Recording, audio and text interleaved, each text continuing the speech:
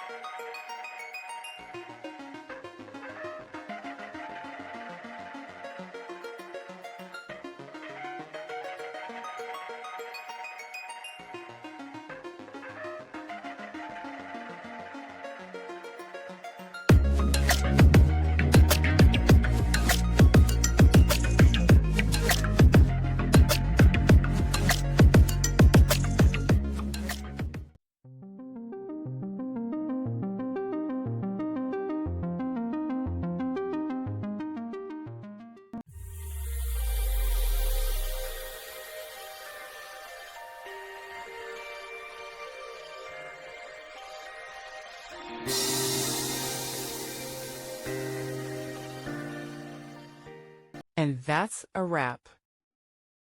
I hope you found the answer you were looking for. If you did, take a second to hit that subscribe button. It really helps out. And let me know in the comments which solution worked best for you. See you next time in the debug zone.